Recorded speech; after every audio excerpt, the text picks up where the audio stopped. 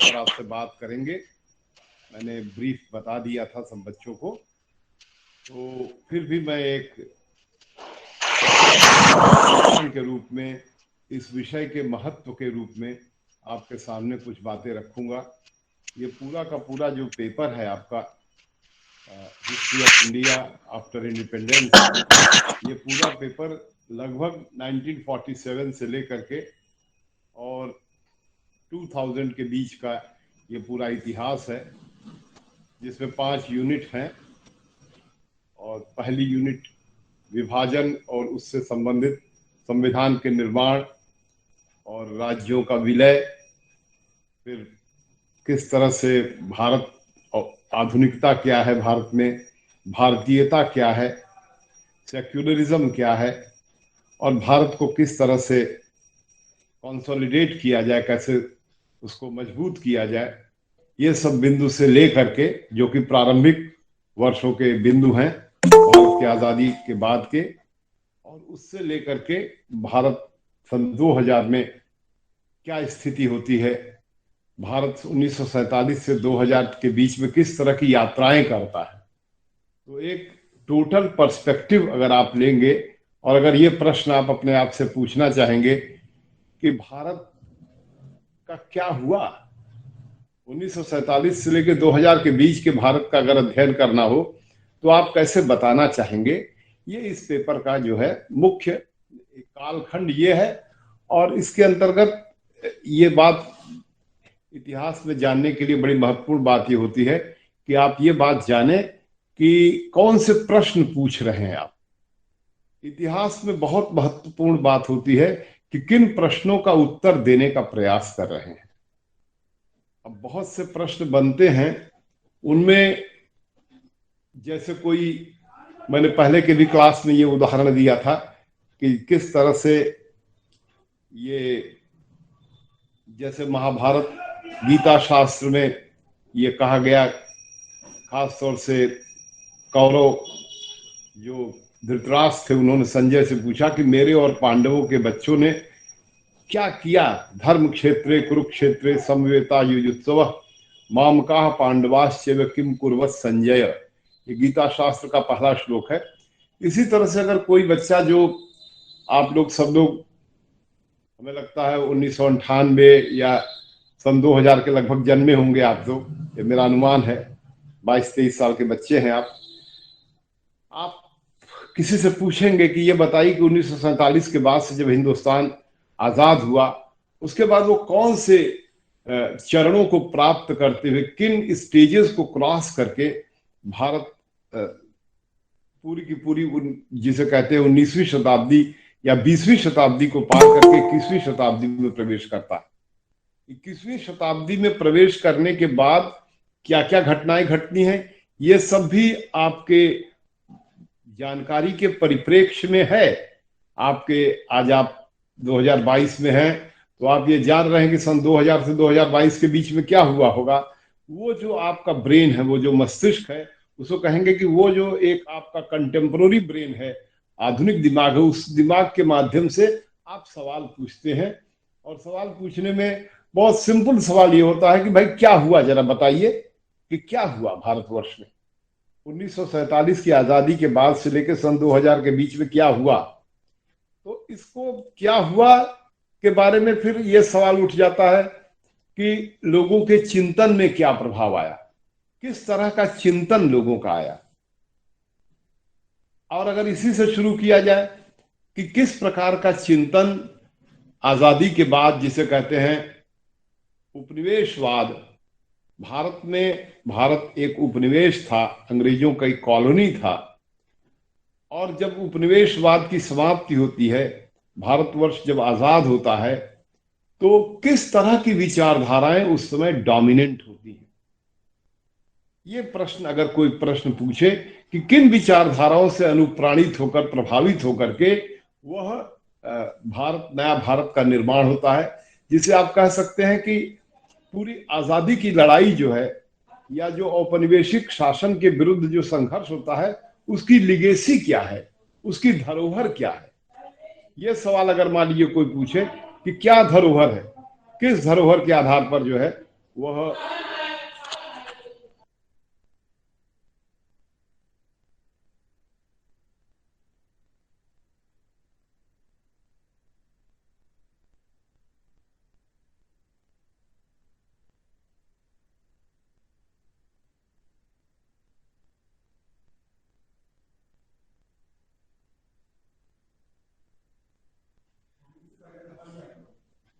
तो किस तरह से आ, कौन सी विचारधाराएं थी जो विचारधारा पूरे भारत के लोगों के मन को छाई रही, और इस प्रश्न का उत्तर दे करके, इस प्रश्न को समझने के साथ अगर आप बातों को आगे बढ़ाएंगे तो आप पूरे भारत के इतिहास पर एक खास ढंग से समझदारी प्राप्त करेंगे।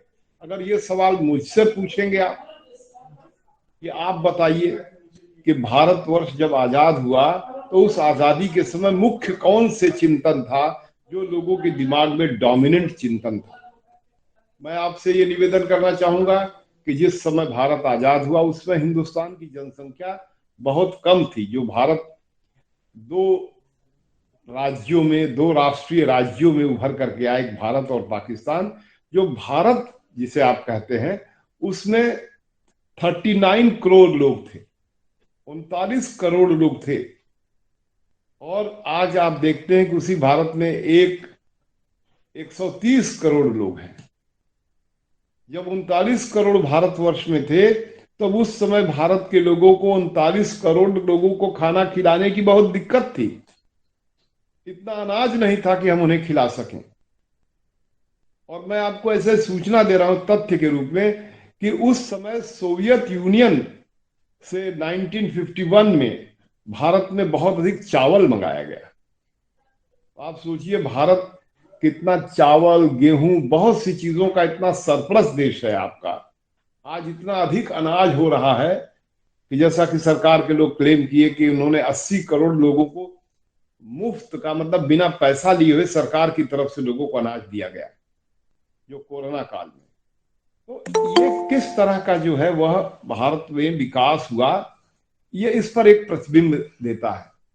तो हिंदुस्तान के आजाद होने के साथ ही साथ जैसा आप देखते हैं कि कैसे विभाजन का एक परिप्रेक्ष्य, विभाजन का परिप्रेक्ष्य आया है, जिस विभाजन के परिप्रेक्ष्य में बहुत सी रचनाएं हुई हैं, बहुत सी चर्चाएं हुई हैं।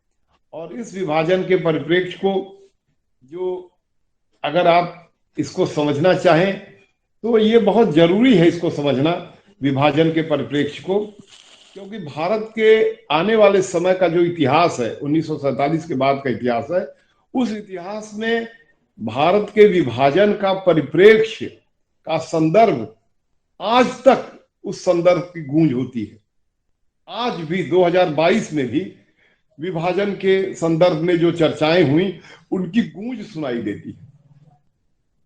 अभी आपने देखा कि किस तरह से हिजाब को लेकर के और एक जय सिया राम करके, जय श्री राम करके, एक कर्नाटका के एक स्कूल में किस तरह का बवाल मचा। और ये अभी हाईकोर्ट में आज विचार होने जा रहा है कर्नाटका के कि ये क्या है, ये पहचान की क्या राजनीति है, क्या ये पहचान है। अपने देश में संविधान के माध्यम से एक देश की पहचान कायम होती। भारतवर्ष में एक संविधान लागू किया गया, जिस संविधान सभा की बैठक 9 दिसंबर से लेकर के और नवंबर 1949 तक होती है, और वो संविधान बन करके तैयार होता है। और वो संविधान फिर 26 जनवरी 1950 को पूरा देश अपने ऊपर लागू करता है, गणतंत्र दिवस जिसे कहते हैं। उस संविधान के माध्यम से कुछ बातें कही जाती हैं, जिसमें मौलिक अधिकार की बात कही जाती है कि किस तरह से भारत के लोगों के मौलिक अधिकार हैं। मौलिक अधिकार जिसे कहते हैं, संविधान के अनुच्छेद 14 से लेकर के अनुच्छेद 32 के बीच में वर्णन किया गया है। ये मौलिक अधिकार हैं जिनके आधार पर कोई भी नागरिक को अगर ये मौलिक अधिकार नहीं मिलते हैं तो वो सर्वोच्च न्यायालय में अनुच्छेद 32 के अंतर्गत वो जा सकता है, और हाई कोर्ट में अनुच्छेद 226 के अंतर्गत जा सकता है और कह सकता है कि मेरा ये मौलिक अधिकार का अनुपालन नहीं हो रहा है, और अगर उसका अनुपालन को भंग करने वाली कोई राज्य नामक संस्था होगी, कोई भी राज्य होगी, कोई विश्वविद्यालय होगा, भारतीय संविधान के अनुच्छेद 12 के अनुसार जो विश्वविद्यालय है या जो भी पार्लियामेंट के या स्टेट लेजिस्लेचर के कानून के द्वारा जो संस्थाएं बनी हुई हैं, वो सभी संस्थाएं एक राज्य का रूप है, वो राज्य हैं। जैसे Banaras Hindu university article 12 of the Indian constitution के अनुसार राज्य है। और अगर बनारस हिंदू यूनिवर्सिटी में किसी प्रकार से मौलिक अधिकार का हनन हो रहा है, तो कोई भी व्यक्ति जिसका मौलिक अधिकार का हनन होता है, वो चाहे तो हाई कोर्ट में या सुप्रीम कोर्ट में जा सकता है कि मेरे मौलिक अधिकार का हनन हो रहा है। मौलिक अधिकार में आर्टिकल 14 जो सबसे बड़ा मौलिक अधिकार, जो सर्वप्रथम मौलिक अधिकार है, समानता का अधिकार, article 14 of the Indian constitution, right to equality and equality before law, समता का अधिकार और कानून के सामने समान होने का अधिकार।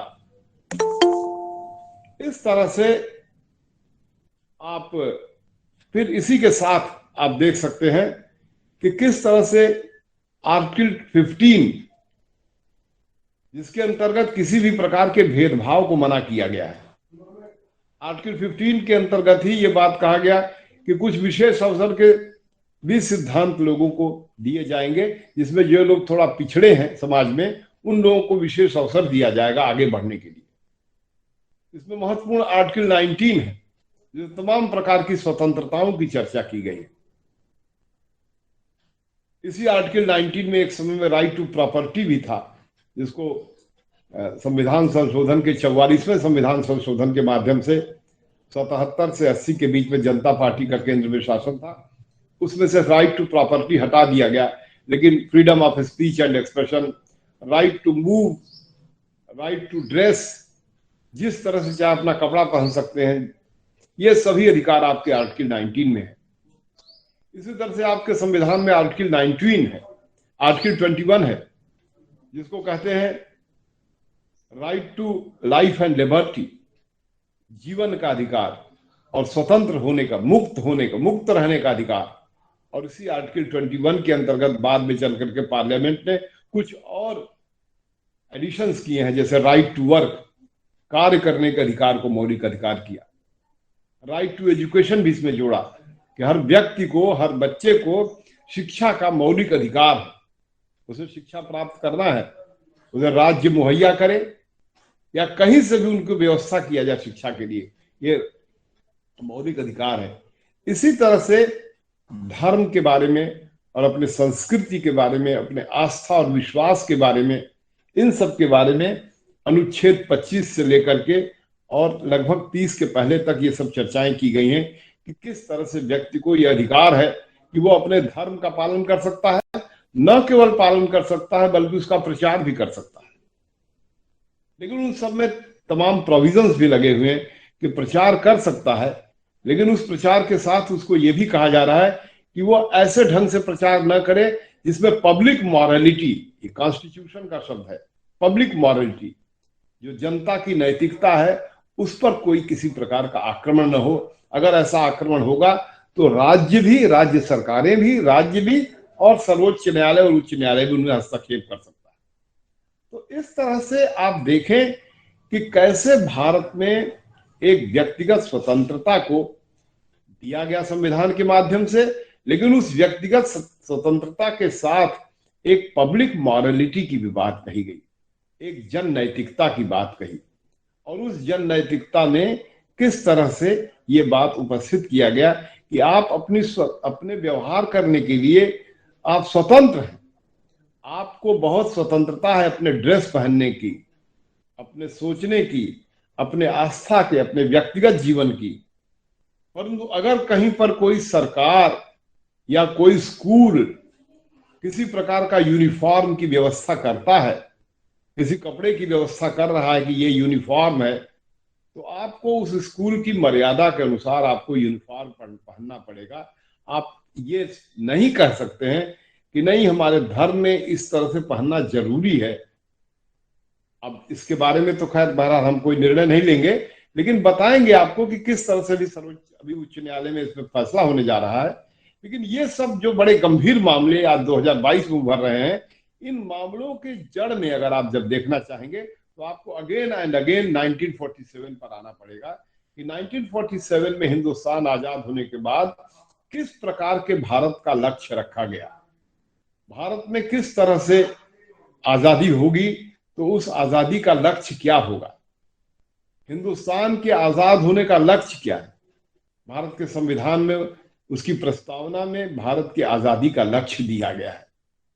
लक्ष्य क्या है जो भारत के संविधान के प्रस्तावना में है कि we the people of India having solemnly resolved to constitute India into a sovereign, socialist, secular, democratic republic। ये सब जो शब्द हैं, सॉवरेन ये तो पहले से ही है, सेकुलर शब्द बाद में 42वां संविधान संशोधन से इसमें जारी किया जाता है, सोशलिस्ट शब्द भी 42वां संविधान संशोधन से जारी होता है, उसमें लागू होता है, लेकिन डेमोक्रेटिक रिपब्लिक शब्द ये आपके ओरिजिनल कॉन्स्टिट्यूशन का शब्द है। और उस प्रस्तावना में we the people of India ये जो एक भाव आता है कि हम भारत के लोग, भारत के संविधान का निर्माण भारत के लोग करते हैं। भारत के लोग कौन है? भारत में रहने वाले लोग जो भारत के नागरिक हैं वे भारत के लोग हैं। और भारत के लोग, अब इधर भी बहुत अधिक बहस हुई, अभी 3-4 दिन पहले एक बहस हुई, जिस बहस के मूल को अगर आपको समझना होगा तो फिर आपको 1947 के बैकग्राउंड को समझना पड़ेगा। किसी ने कहा कि भारत एक राष्ट्र नहीं है, India is not a nation, India is union of states. और ये पूरे देश में इस पर चर्चा हुई, सत्ता पक्ष के लोगों ने चर्चा किया और विपक्ष के लोगों ने चर्चा किया। विश्वविद्यालय के विद्यार्थियों और तमाम जो देश के बुद्धिजीवी वर्ग हैं उनके सामने भी एक बहुत बड़ी एक चुनौती आई कि भाई बताइए कि भारत राष्ट्र है कि नहीं है, और भारत राष्ट्र अगर नहीं है तो क्या भारत राज्यों का संघ है, राज्यों और केंद्र शासित प्रदेशों का संघ है, जैसा भारत के संविधान के अनुच्छेद 1 में लिखा हुआ है, India that is Bharat shall be constituted of the following states and union territories. Bharat, India जिसे भारत कहते हैं, इंडिया दैट इज भारत, ये कहने की जरूरत क्यों पड़ी संविधान में? इंडिया दैट इज इंडिया ही कह देते, या भारत दैट इज इंडिया कह सकते थे। भारत के संविधान के अनुच्छेद 1 में इंडिया दैट इज भारत कहने की क्यों जरूरत पड़ी? भारत शब्द वहां प्रयोग क्यों किया गया? India that is Bharat. इस पर बहुत से विद्वान कई प्रकार से अपनी बातों को रख सकते हैं। इंडिया दैट इज भारत का अर्थ अलग अलग होगा, लेकिन भारत शब्द का प्रयोग यहां पर एक खास अर्थ में किया जाता है, क्योंकि जो ब्रिटिश इंडिया है वह चूंकि 2 प्रकार के डोमिनियन में, जो इंडिया इंडिपेंडेंस एक्ट 1947 आता है, जिसके अंतर्गत भारत और पाकिस्तान नामक 2 स्वतंत्र राज्य अस्तित्व में आते हैं, दोनों का पुराना नाम इंडिया है, ब्रिटिश इंडिया है। तो उसको बताने के लिए किस इंडिया की बात हो रही है, तो संविधान के अनुच्छेद 1 में कहा जाता है India that is Bharat shall be constituted of the following states and union territories. लेकिन क्या इसमें बस यही बात है कि इंडिया जो है स्टेट्स और यूनियन टेरिटरीज का एक यूनियन है? क्या भारत एक राष्ट्र नहीं है? और अगर भारत एक राष्ट्र है तो राष्ट्र माने होता क्या है? ये एक बहुत गंभीर बात है कि राष्ट्र माने क्या होता है, कैसे राष्ट्र के बारे में जो है सोचा जाए। तो इस पर तमाम प्रकार के विद्वानों ने अपने मत व्यक्त किया कि राष्ट्र जो है वह एक किसी भूभाग में रहने वाले लोगों का एक उनका सांस्कृतिक पहचान है। क्या भारत में रहने वाले लोगों का कोई सांस्कृतिक पहचान है? और अगर वे लोग सांस्कृतिक पहचान से युक्त हैं और वह सांस्कृतिक पहचान का एक बहुत पुराना इतिहास है उनका। तो आप कहेंगे कि भारत इस सांस्कृतिक पहचान के अर्थ में एक राष्ट्र है। भारत एक राष्ट्र है जिसकी एक सांस्कृतिक पहचान है और जिसकी जड़ें बहुत प्राचीन काल तक जाती हैं। जैसे भारत में लोकतंत्र है, स्वतंत्र भारत में लोकतंत्र एक बहुत बड़ा मूल्य है। तो ये लोकतंत्र जो है, क्या इसकी जड़ें भारत में हैं? जब लोग इस पर गवेषणा करते हैं, इस पर जांच करते हैं, तो पाते हैं कि भारत में राष्ट्र की अवधारणा लोकतंत्र के आधार पर है। और इसमें लोग ऋग्वेद की चर्चा करते हैं और कहते हैं कि कैसे ऋग्वेद की जो दो संस्थाओं की चर्चा करते हैं, सभा और समिति की। एक बड़े लोगों की सभा और एक आम लोगों की सभा होती है, और इनके माध्यम से एक कानून बनाने की जो बात होती है, वो कानून सभा और समिति के माध्यम से बनाए जाते हैं। और जो भी सरकारें हैं या जो राजा है, सरकार का मुखिया है, उन्हें सभा और समिति के माध्यम से कानून का अनुपालन करना होगा। इसी तरह से भारत के इतिहास में बहुत जगहों पर, जैसे उत्तर मेरूर का एक अभिलेख, तमिलनाडु के उत्तर मेरूर गांव का एक अभिलेख मिलता है। उस अभिलेख में चर्चा होती है कि किस तरह से गुप्त मतदान के माध्यम से गांव की पंचायतों का चुनाव होता है। बहुत प्राचीन काल से लगातार ये उदाहरण मिलते हैं कि 6ठी शताब्दी ईस्वी पूर्व में किस तरह से गणराज्य होते थे। गणराज्यों में भी कैसे चुन करके उनके मुखिया का चुनाव होता था। इस विशेष अर्थ में भारत में जो एक लोकतांत्रिक प्रक्रिया है, ये लोकतांत्रिक प्रक्रिया एक सांस्कृतिक पृष्ठभूमि से उभर करके आती है। इस सांस्कृतिक पृष्ठभूमि की पहचान को उन्होंने कहा यह राष्ट्र। भारत के संविधान में इंडिया इज ए नेशन यह शब्द नहीं प्रयोग होता है, लेकिन इंडिया दैट इज भारत का प्रयोग होता है। और भारत अपने आप में एक सांस्कृतिक शब्द है, एक सांस्कृतिक पहचान है।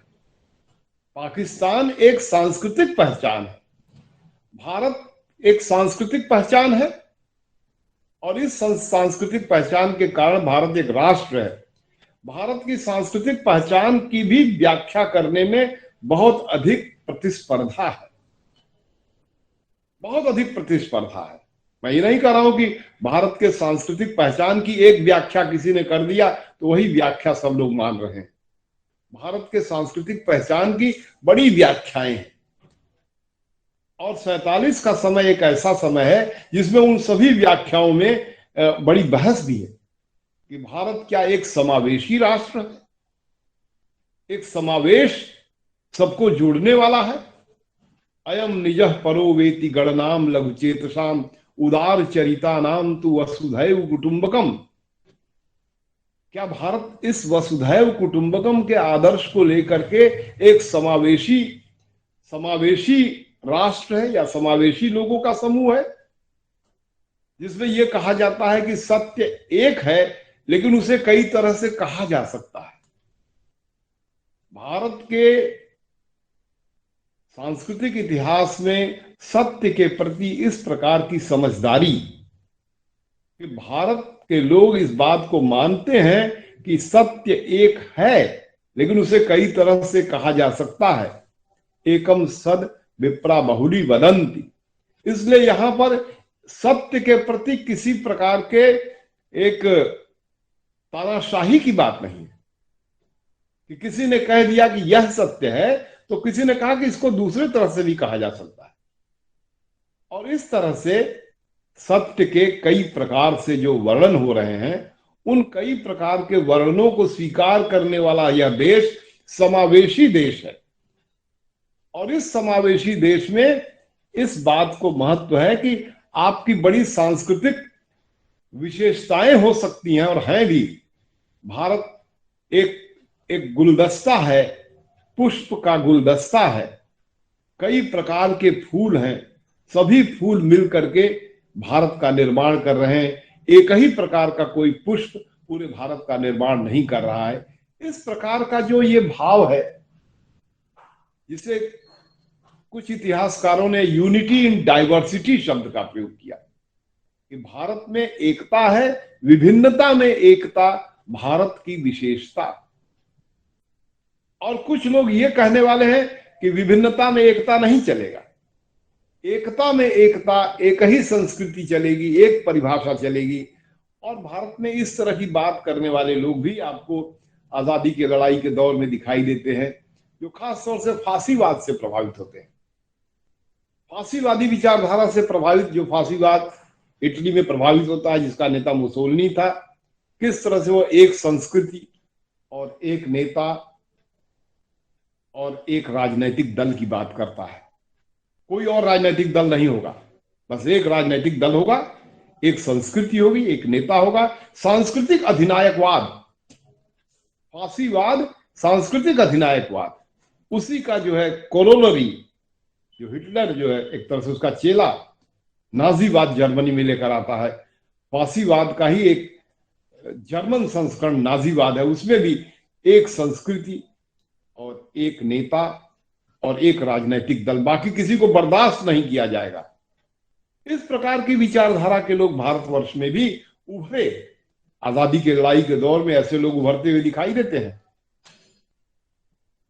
जिसमें आप सभी लोगों को ये जानने की जरूरत है कि वो कौन लोग थे, इस तरह की विचारधारा वाले लोग जो एक ही संस्कृति की बात कर रहे थे, जिन्हें बहु संस्कृतियां नहीं पसंद थी, जिनका बहुत इधर चर्चा भी हुआ है, जिनके नाम का, जिनको लोग कहते हैं सावरकर, जिनको कि 2 बार का आजीवन कारावास हुआ, जिनका दृष्टिकोण हिंसा का दृष्टिकोण था।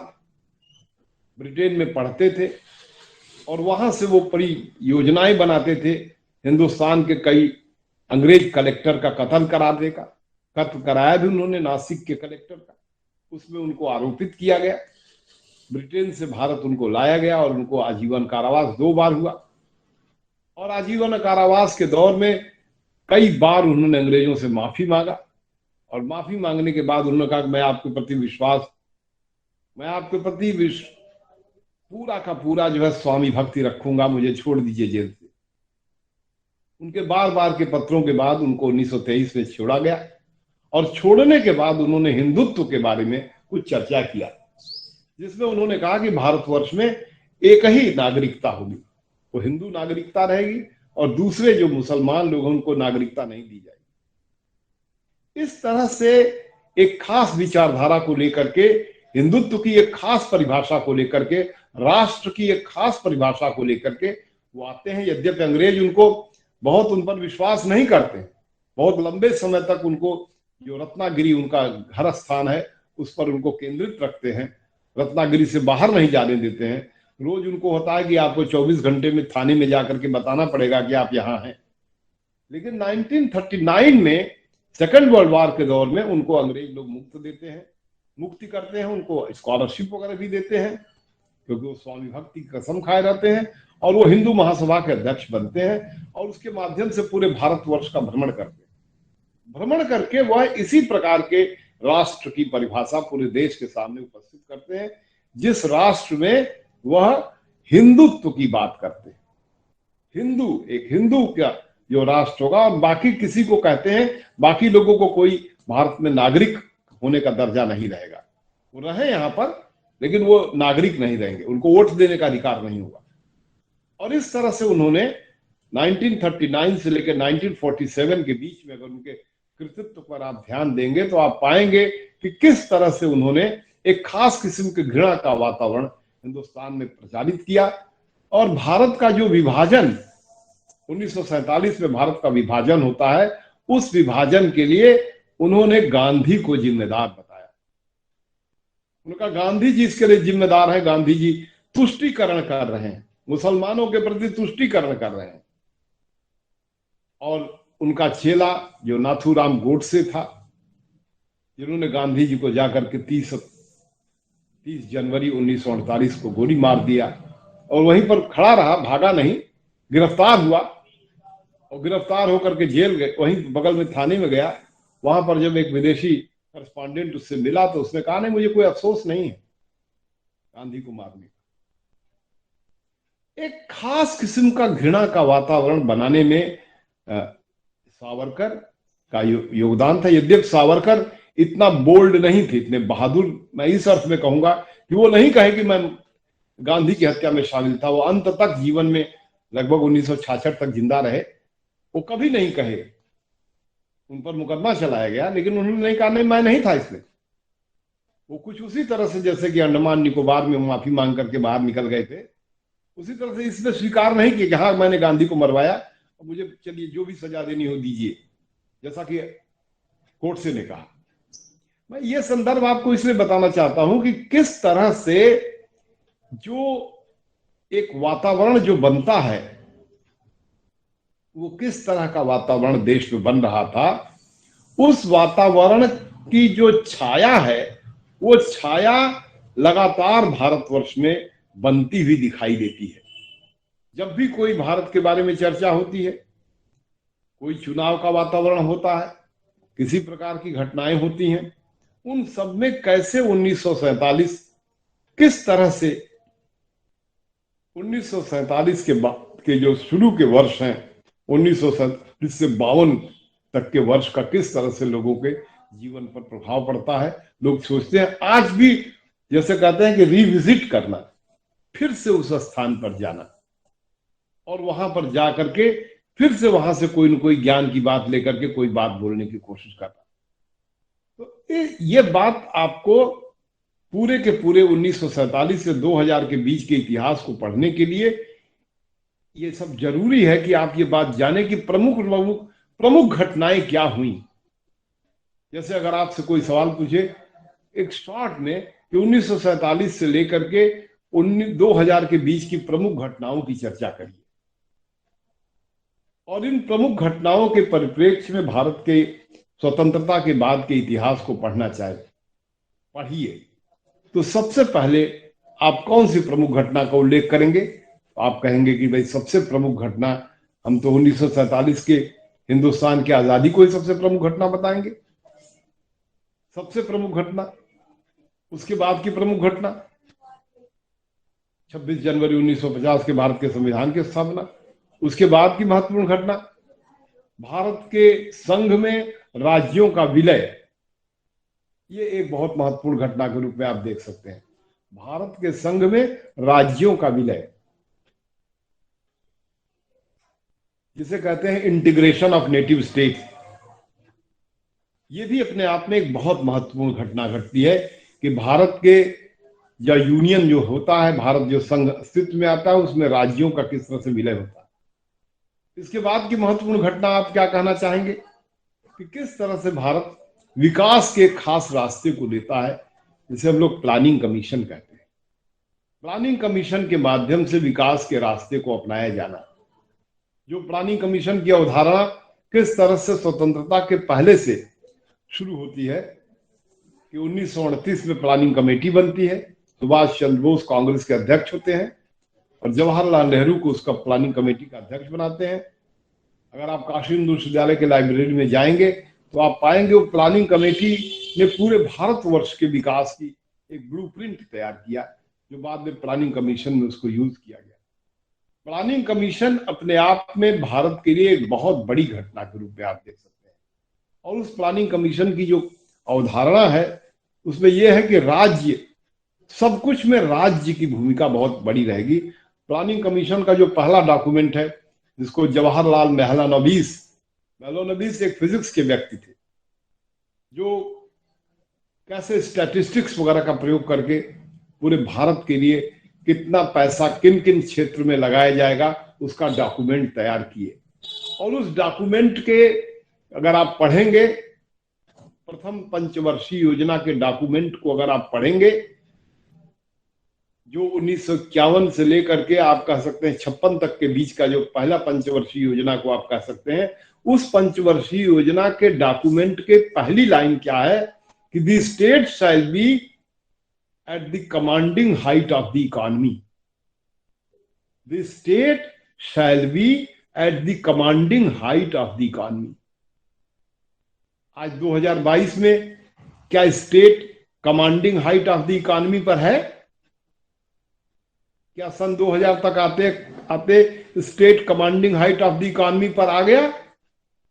क्या 1991 के बाद जो ग्लोबलाइजेशन, प्राइवेटाइजेशन और लिबरलाइजेशन का फेज शुरू होता है, doctor Manmohan Singh finance minister थे, नरसिम्हा राव समय राष्ट्र आपके प्रधानमंत्री थे, उनके समय में जो ये प्रोग्राम बनाया गया, एलपीजी प्रोग्राम बनाया गया, क्या उसमें एक ये बात मानी गई कि state shall be at the commanding height of the economy? तो मैं आपको बताना चाहूंगा, आप इसको देखिएगा कि state shall be at the commanding height of the economy का जो एक पैराडाइम था, पैराडाइम माने कहते हैं कंसेप्चुअल स्कीम या वर्ल्ड व्यू, विश्व दृष्टिकोण या सोच कह लीजिए, जो जवाहरलाल की सोच थी कि राज्य अर्थव्यवस्था के शीर्ष पर बैठा रहेगा, उस सोच को बदल दिया गया मनमोहन इकोनॉमिक्स में, कि राज्य इकोनॉमी के कमांड पर नहीं बैठा रहेगा।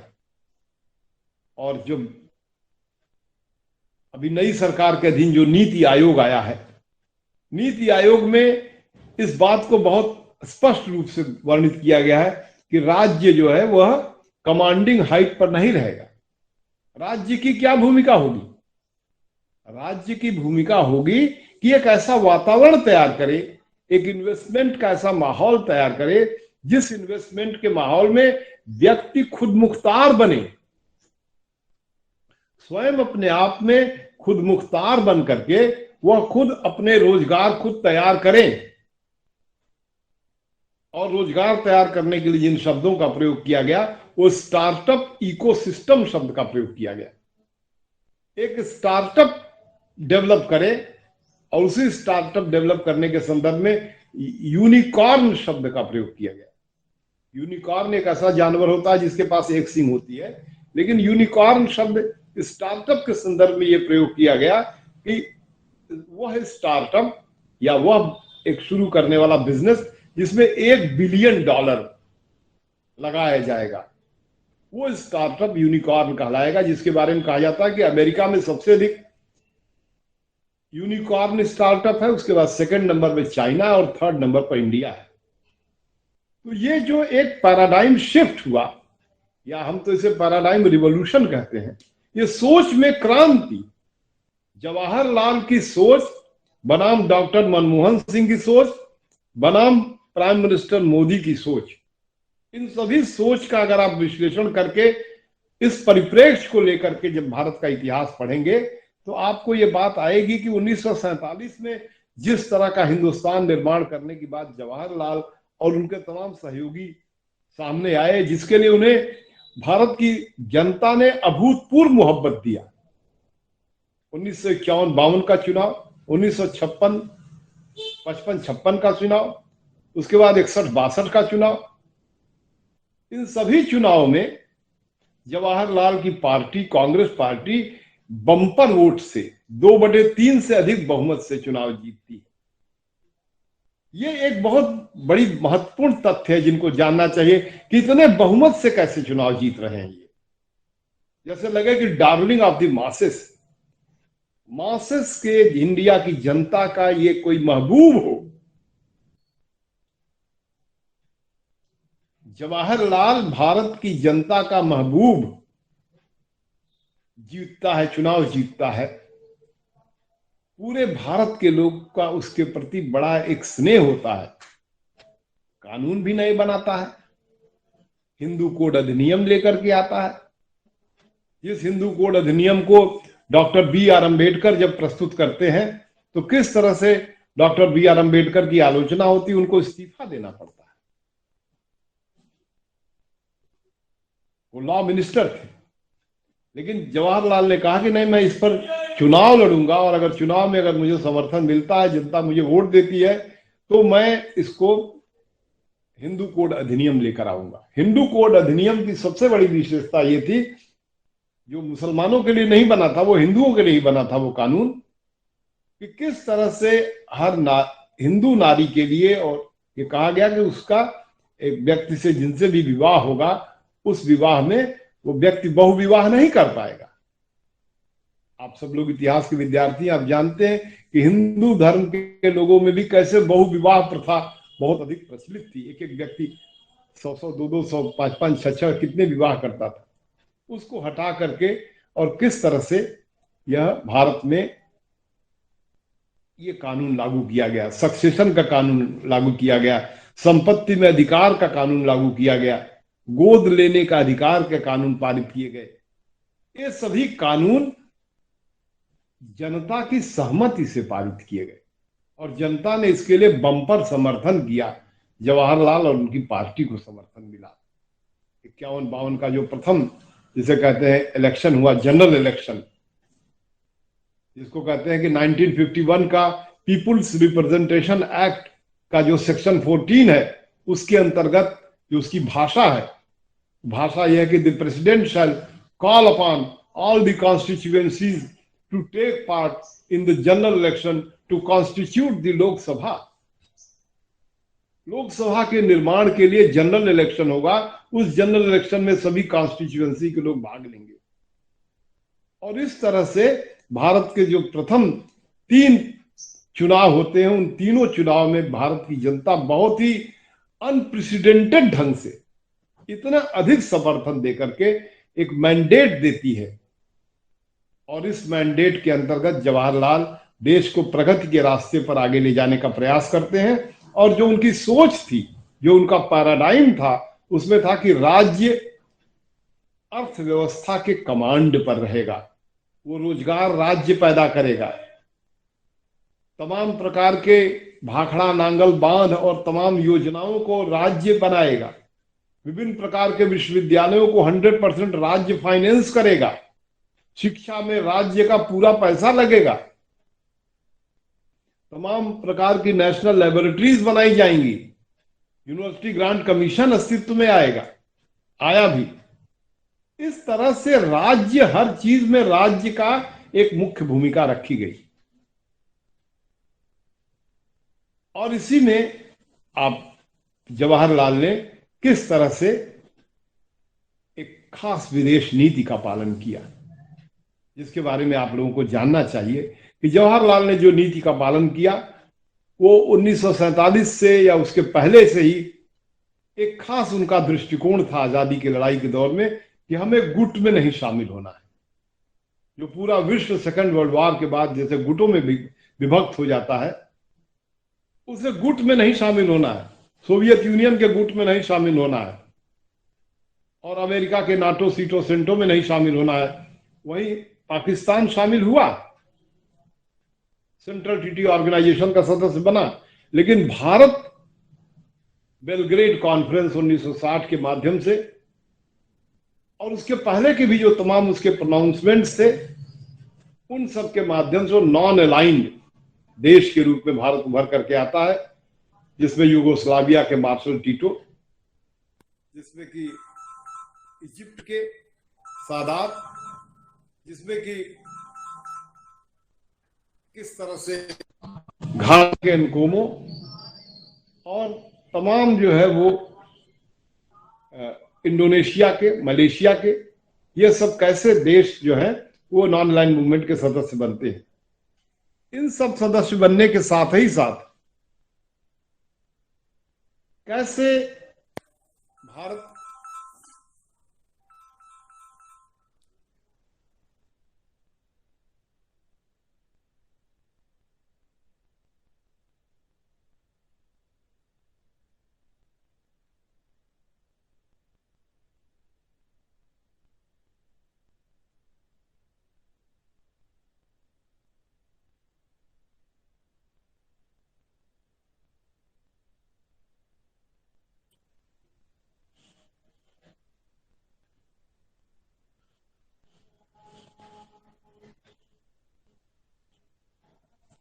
तो ये जो नॉन अलाइंड की जो फॉरेन पॉलिसी थी, इस नॉन अलाइंड के फॉरेन पॉलिसी के तहत किस तरह से भारत एक गुटनिरपेक्ष नीति को अपनाता है, इसी संदर्भ में आप ये भी बड़ी महत्वपूर्ण बात आप देखेंगे कि कैसे चाइना के साथ भारत के अच्छे संबंध बनाने की कोशिश करता है। पंचशील का एक सिग्नेचर होता है भारत और चाइना के बीच में, एक दूसरे के क्षेत्रीय अखंडता का सम्मान करेंगे, एक दूसरे के आंतरिक मामले में हस्तक्षेप नहीं करेंगे हिंदी चीनी भाई भाई का नारा लगाया जाता है। लेकिन इसी पूरे संदर्भ के बीच में चाइना एक खास किस्म का विस्तारवादी देश रहा। उसने 1958 के समय तिब्बत का अधिग्रहण किया। तिब्बत का जो वहां के जो धार्मिक मुखिया थे, दलाई लामा, जो आज भी जिंदा है, वो भारत में आए, उनको भारत में शरण दिया गया। धर्मशाला हिमाचल प्रदेश में है, उनका अपना एक वो है, कहने के लिए समानांतर सरकार भी कह सकते हैं, जिसको चीन बहुत बुरा भी मानता है। और इस परिप्रेक्ष्य के बाद सन 62 के अक्टूबर महीने में भारत और चीन के बीच युद्ध होता है।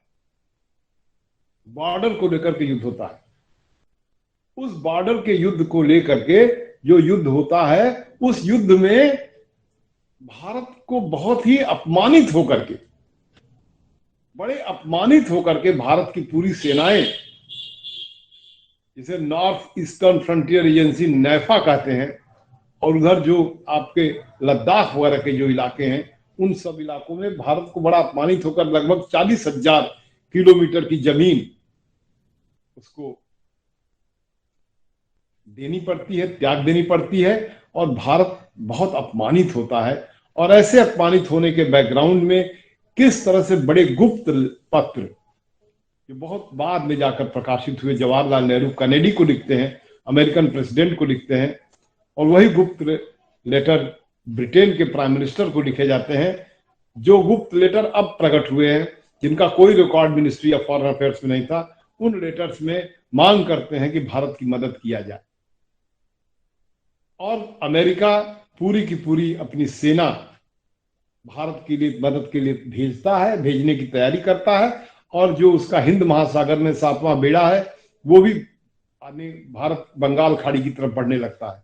और ये न्यूज चाइना को जैसे ही पता चलती है, तैसे ही चाइना वो 14 दिन के जो युद्ध में एकदम जैसे कोई सिर पर पैर रख करके भाग जाता है, और उस इलाके तक भागता है, अरुणाचल प्रदेश से और दूर 20 किलोमीटर दूर पीछे चला जाता है। बहरहाल ये सब जो परिप्रेक्ष्य है, ये सब परिप्रेक्ष्य आपको जानने की जरूरत है। तो आज का लेक्चर यहीं समाप्त हो रहा है। इसलिए समाप्त हो रहा है क्योंकि समय होगा, फिर आप लोगों का भी क्लास होगा, 12 बजे से क्लास होगा, या नहीं भी हुआ तो कोई बात नहीं। बताइए बच्चों, आप लोगों का क्लास है अभी तुरंत?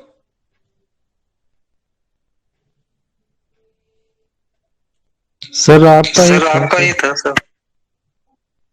इसके बाद कोई क्लास नहीं आपका है? जी नहीं सर। कोई बात नहीं, लेकिन हम 1 घंटे से अधिक नहीं बोलेंगे, क्योंकि देख रहे हैं बहुत से बच्चे जा भी रहे हैं, जैसे लग रहा है उनको कहीं जाना है कोई क्लास अटेंड करने। ठीक है, मैं यहीं पर लेक्चर समाप्त कर रहा हूँ। बाकी लेक्चर कल मैं दूंगा कि भारत का पूरा ये जो इतिहास है, इसके परिप्रेक्ष्य के बारे में कल मैं आप लोगों से चर्चा करूंगा। बहुत बहुत धन्यवाद, आपने हमारी बात को सुना। जिनको कोई प्रश्न पूछना होगा, वो जो ग्रुप है अपना व्हाट्सएप का, उसमें प्रश्न भेज सकते हैं। तो thank you very much, thanks.